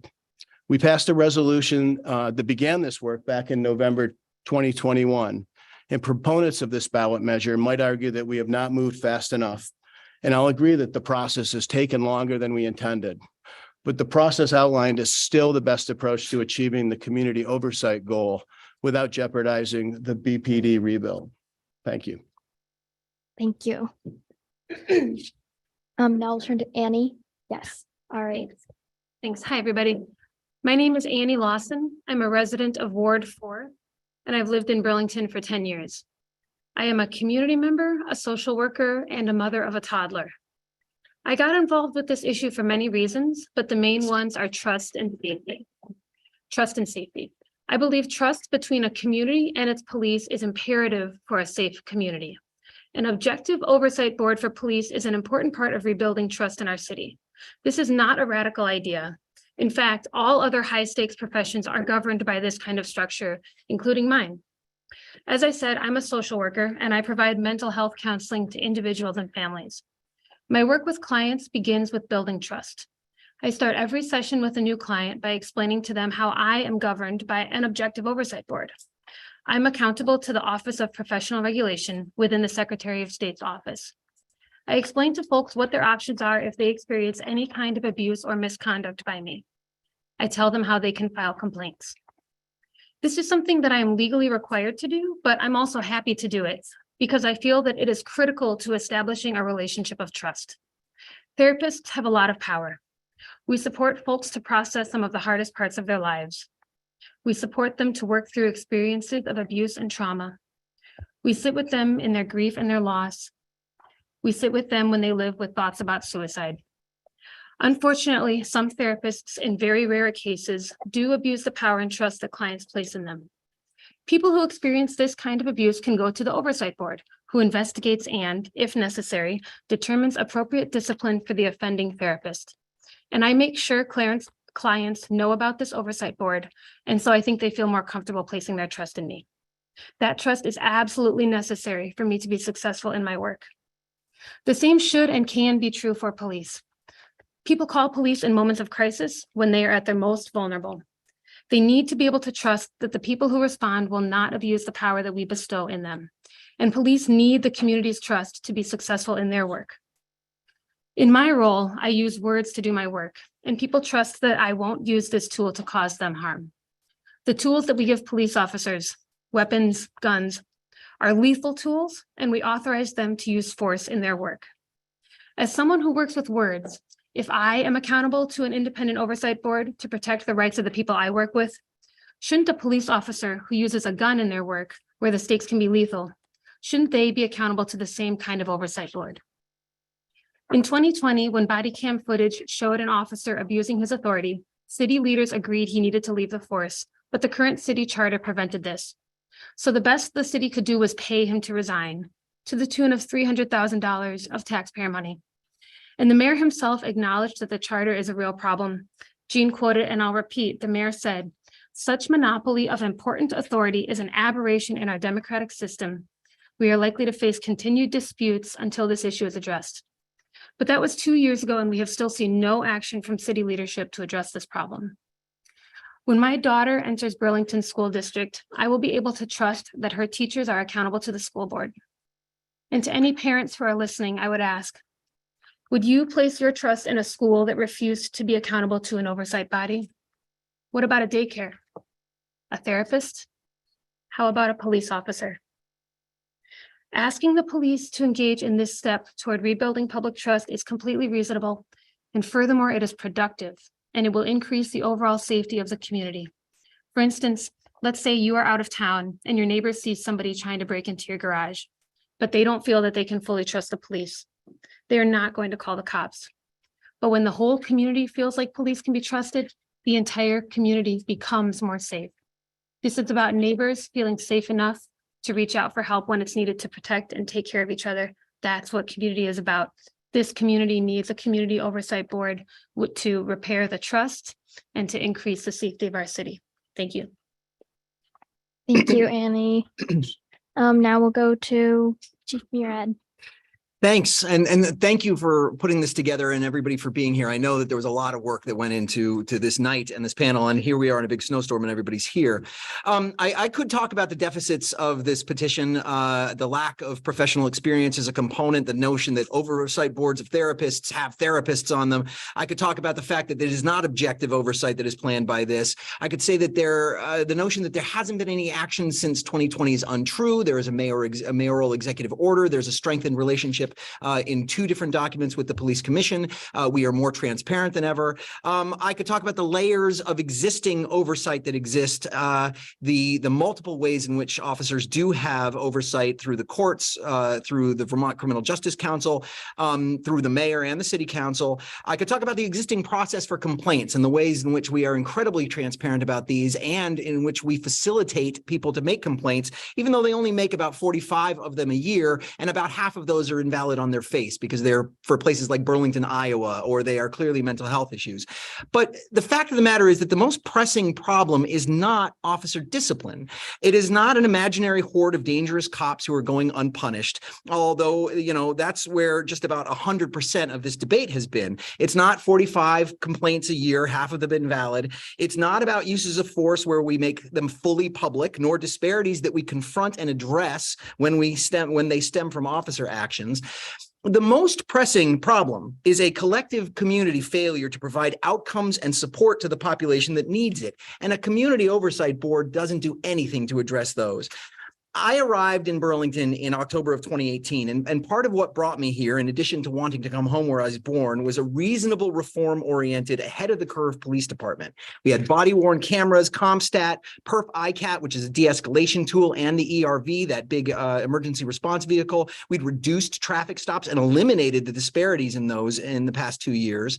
These were all hallmarks of a cutting-edge agency. In my time as chief in the past 2.5 years, closing in on 3, I've kept all of that going, except for ComStat, I regret to say. Most notably, I've expanded our already tremendous data transparency.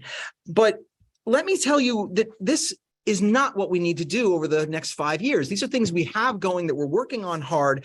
Over the next 5 years, we need to rebuild this police department, and the mayor and I are starting to deliver on that. We're starting to feel real momentum on that. Unreasonable reform will significantly damage those efforts. What we really need to do is address the needs of the community that we're serving. And it's not about police reform or oversight. It is much, much bigger. This is what about our need to do as a community for the people who need help, and not those who are affecting our community in ways that we know are not good. We log about 25,000 incidents a year. And I'm working on distilling some of this, but I don't have a data analyst, but there are maybe 400 people, about 1% of Burlington, who cause a vast number of those 25,000 incidents. Here's one. There's a 34-year-old white woman. She's got 304 Valcor incidents, 50 of them since July of 22 alone. And before that, there was a 6-month lull only because she was held somewhere. These are calls like assaults and trespass. There's 30 trespass notices in her file, meaning just about every downtown business has trespassed her, but that's relatively meaningless on paper. Welfare checks, disorderly conduct. And what I know is that as a cop, and somebody who used to be a street cop, it is frustrating to respond to the same person again and again. Addressing her and others like her is what's next. Police discipline is not the problem, and it's irrelevant to this person. What has to be next has to be a more systemic effort. And even the crisis team that I'm hoping to build, not fast enough, I admit, isn't enough. We need a new ComStat, and not for opioids, but for this collective community failure that has everybody on board: BHA, DMH, the Department of Mental Health, COTS, STEPS, Howard, the university and the medical center, fire and EMTs, the state's attorney, the mayor and legislators, and yes, even cops. We need caring resources that I know we have in this community to work together to deliver those outcomes that I hear the community wanting. This is not a tool for that. This is a tool for diminishing what we have built and what we are on the cusp of rebuilding and the momentum we have. And it doesn't address any of these issues. Thanks, Chief. All right, now we go to the 2 minutes each for a rebuttal or any other comments you'd like to make. So we'll go back to Councilor Bergman. Thank you. You know, I agree with the chief on a number of things, not just now, but regularly. I voted as such. So I agree that we need all these other supports. There's not this contradiction between them. I would also say, and I speak as a real proponent of this because I think it is necessary, but according to NACOL, it's really important that we don't think that this is a solve-all, an overarching solution to every problem we have around public health and safety. So I don't disagree with that. In fact, I have mental health and other social workers, and I will continue to do that. But what I said about the Kathy Austrian case, which I cut and pasted today, and what I know from the Melly case, from the Grenion case, from the Brunel case, from the Bennington cases, is that we have a serious problem with distrust. And unless we deal with that, with an oversight body that is independent and is based in this community, then we will not get to the level of support that will allow us to fully do everything. And I'm glad if there are only a few of these incidents, but they're important. And I would defer to Commissioner Grant, Milo Grant, who's here, who can talk about the relations with the commission and the administration, because I don't really think that they're that rosy, and I don't think that the numbers in terms of the disparities and the other issues that we've got have been as solved as, you know, as nicely as the chief has said. Thank you. Thanks. Councilor Barlow. Thank you. I don't need 2 minutes, I don't think, but I just want to emphasize that I'm not against oversight. I'm just not for an independent board other than the police commission to provide that oversight. And so I just want to make that distinction. I do think there is reform to be made in how we do disciplinary oversight. I just don't agree with this entity as the place to vest that authority. Thank you. All right, we'll go back to Annie. Thank you. I want to address some of the things that my representative and the acting chief have raised. First of all, Chief, you raised that social workers and therapists are not allowed to serve on the boards that govern them. I would question that. Social workers are in an advisory role, and ultimately the people who investigate complaints are housed in the Secretary of State's office, which is not full of social workers. The other point I would raise is that this is an opportunity, as Jean said, this is an opportunity to repair trust. Other accountability bodies may allow folks from within that profession to join, like the school board. The challenge about applying that idea to this one is that if you are really dissatisfied with your school board, you can put your kid in a different school. I use myself as an example, if you are really dissatisfied with your therapist, you can find a new one, but you cannot just choose another law enforcement system to engage with. And so because the structure of policing is so unique, we can't just choose to step away from it. We can't just, decide to be exempt from those expectations. Because that system is so unique, the oversight system needs to be just as unique. And if a body is full of folks who are being investigated, it's not going to repair trust. This is an opportunity to do that. Lastly, somebody addressed something about the police commission and then saying that should be sufficient. I will note that members of the Burlington Police Commission have resigned in recent years, citing the lack of teeth in the commission as the reason, and stating that they're not willing to be part of a body that looks like it is providing oversight when it does not have any actual power.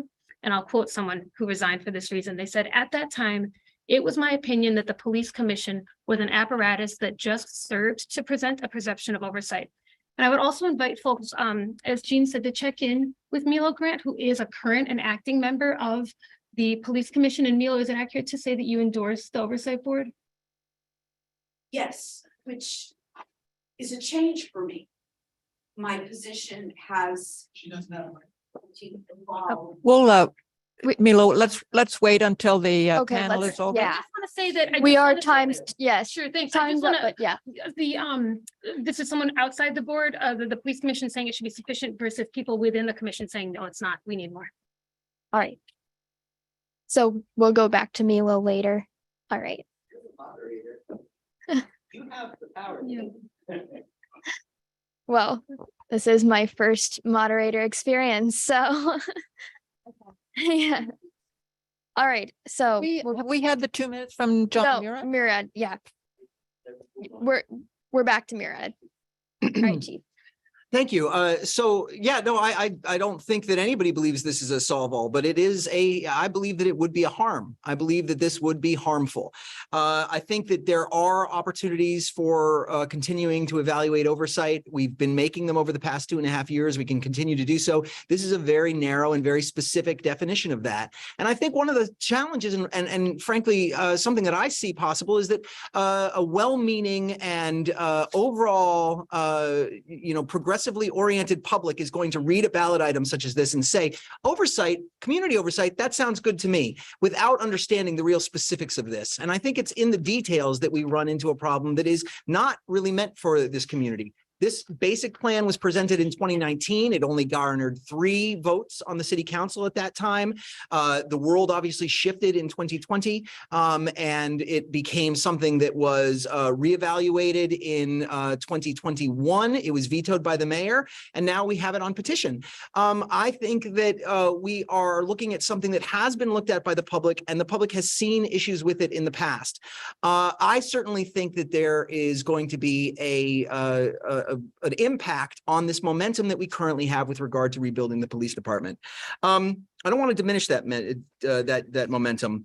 I want to also note that I think that the notion of social workers that my co-panelists made actually sort of is my case, that you can have those professionals on boards, and this one specifically prohibits that. And the prohibition is such a prohibition that actually indicates that the board is meant to be comprised of a philosophy that ultimately isn't about public safety is an afterthought, even in the ballot item itself. I think ultimately there are ways we can continue to move forward as a community. We've been making, I think, very good progress. I've been incredibly confident over the past couple of weeks about where 2023 is going to go. This is something that changes that sense and that momentum. So we're going to move a little bit away from the rules because I know that Milo has a few things, but Milo, I will ask you 2 minutes. Because we are now bumping up and we have a bunch of questions from wards 4 and 7. You have 2 minutes, Milo, because we are almost done. Speak at all if it's going to be more than 2 minutes. I'm asking you 2 minutes. And I'm respectfully saying I'm going to need I'm not going to just go on and on. Okay. And you'll have your chance, sir. I'm not going to take away that opportunity for you. The time that you're wasting arguing with me over time, what's going on here? What is going on here? What is going on here? We can take a little more time. Okay. We can stay. Okay, then why don't you allow me to speak? All right, Mila. I'm going to talk about the complaint process, and I will use that as an example. If you have a complaint about a use of force incident or anything that you deem inappropriate and a problem with a police officer, and you file that complaint, and that complaint goes to our police commission for discussion, and we determine that there were policies and procedures violated, we cannot tell you. That is transparent as mud. There were many other inaccuracies that Acting Chief Murad just mentioned. I was not initially for this. I went to meetings.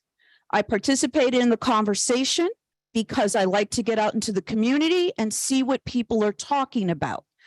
And there's no question in anybody's mind that public safety issues are extremely important to everyone in this city, including myself. But what we have here, despite some advancements that we have made in oversight, and despite the training, and best believe people can be trained in matters of oversight, and they can bring other things to the table other than being from law enforcement. Anybody, please reach out to me, milogrant@gmail.com, and I'm happy to engage you in the conversation. It is clear that the mayor does not have a clue on how to proceed. He is stonewalling. The chief does not fully support the goals of the commission's time for oversight and what the commission is trying to do. And because I have to follow rules about executive sessions and what I cannot talk about and I'm not allowed to reveal, the mayor and the chief have both participated in giving information to the public that is wrong. Thank you.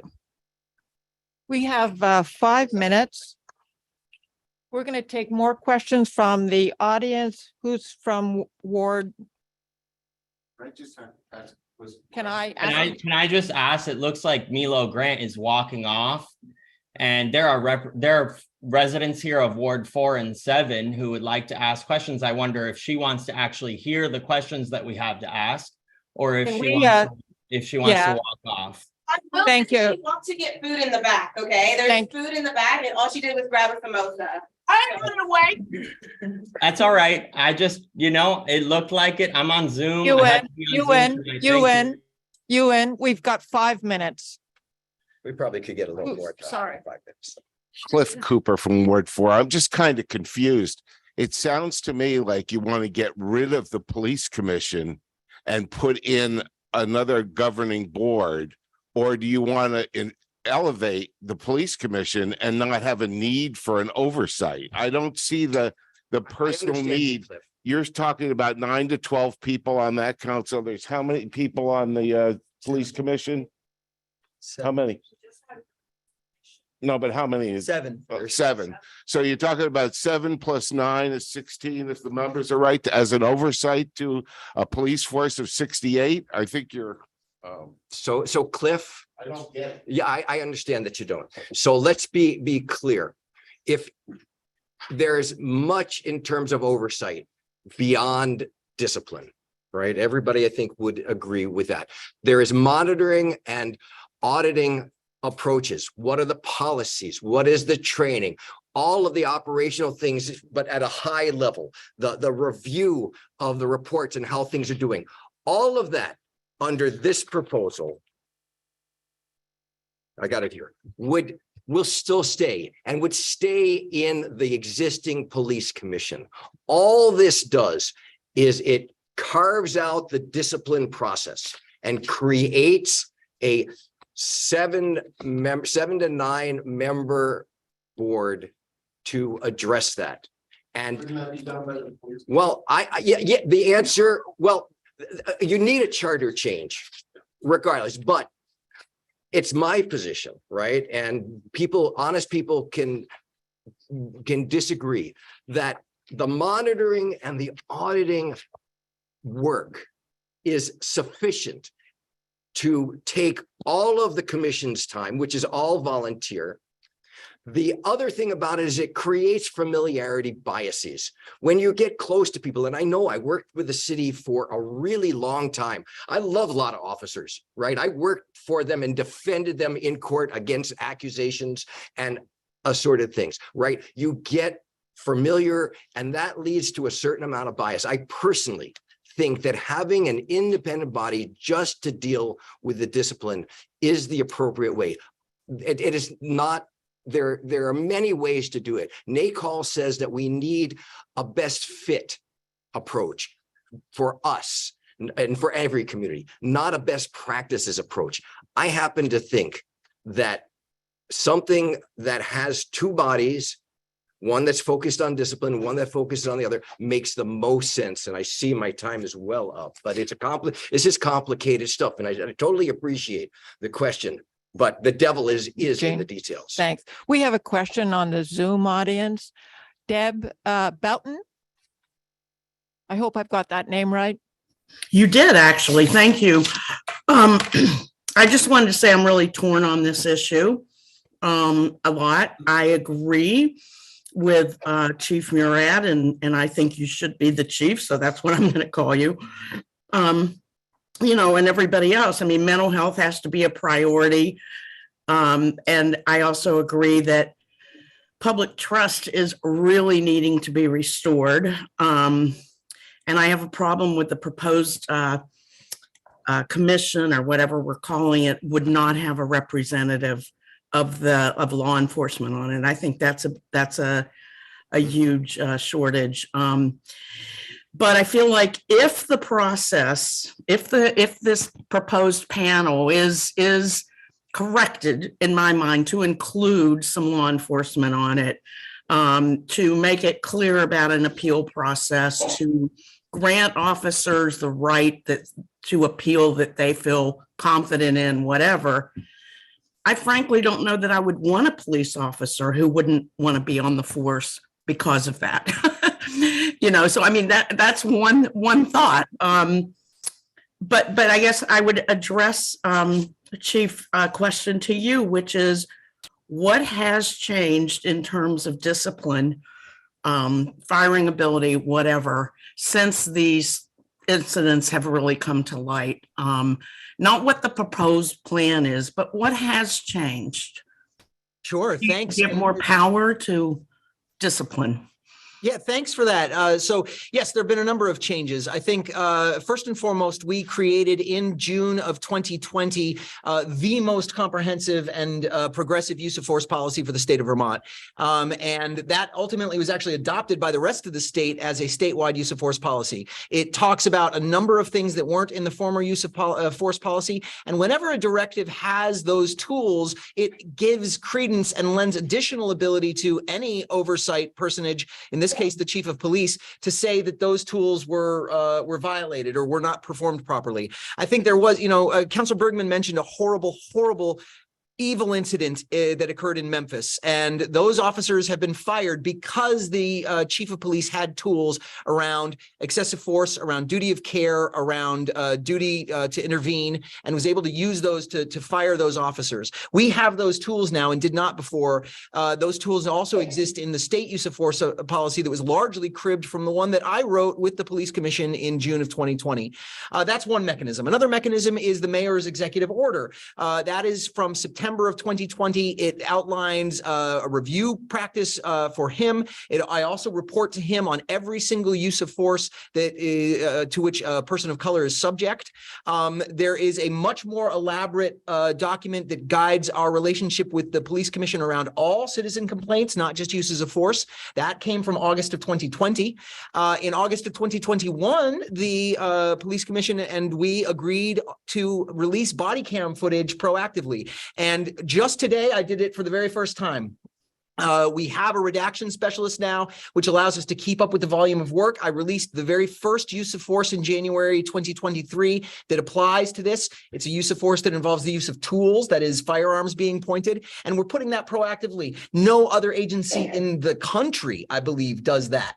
And that is something we're doing. We make every use of force public through report as well, and now a select number of them will be made public via body camera. Those are just a handful of the things that we're doing that are indicative of a changed posture on oversight and collaboration and transparency for the public so that it can see how we address these and how we discipline them. Thank you. And you can fire, I don't know if the police. Yes, okay, I can. sorry. And I have fired police officers. Okay. Thank you. We're going to wrap up this panel. It is 9 o'clock. The Robert E. wow. Miller Center is pretty stringent on that. Lily, thank you very, very much. We appreciate you coming down here. We appreciate all the panelists who came, panel 1 and panel 2. Thank you for all of you who have, come out in this snow. Sorry, Annie, I'm wrapping it up. And if you need the petition language, you know where to get it. It's the details are in, the devils are in the details, but thank you very, very much. And this wraps up our NPA meeting. Okay, can I just ask for people who are ward residents who didn't get the opportunity to ask questions during this panel, but Milo Grant, who's running for city council, who doesn't live in this ward, did, where would be the best way for us to send emails? What would be the best way for us to direct questions for those of us who did not get to speak on this very important topic? Thanks for raising that. That was actually the point I wanted to make. It seems like there's a lot of participants on Zoom. I would love the chance to keep talking about this because it's a really important question. It deserves more than, 10 minutes, 40 minutes of time. I'll take a maybe questionable move and give out my email address and encourage people to email me directly with questions. People can also look up information. Jean, I'll let you give our website because I'm having a Thank you. Peopleforpoliceaccountability.com. It's all one word, peopleforpoliceaccountability.com. If you want to email me, I'm a member of this community. It may be a risky thing to do, but send me an email. You're my neighbors. I want to talk to you and answer these questions. My email is annie.elizabeth.lawson@gmail.com. I'm going to trust folks are going to use that wisely and just respect me as a community member and a neighbor. Thank you. Thank you. And also you can get me and Mark, if I could be so bold, is at so I'm G Bergman at burlingtonvt.gov and Mark is M Barlow at burlingtonvt.gov. And are you the same? Mine's on the, yeah, no, I'm not Burlington right. VT.gov. I'm bpdvt.org. Every single one of those letters sounds the same and makes it hard to hear, but right. That is available online at the Burlington website. So please ask questions. Deb, I'd love to answer your question in terms of that piece there and talk to you about my father-in-law. But that's another subject. That was shameless personal pitch around health. But thank you. And thank you, Thanks, Deb. everybody. Thank you. Deb, great question. Thank you.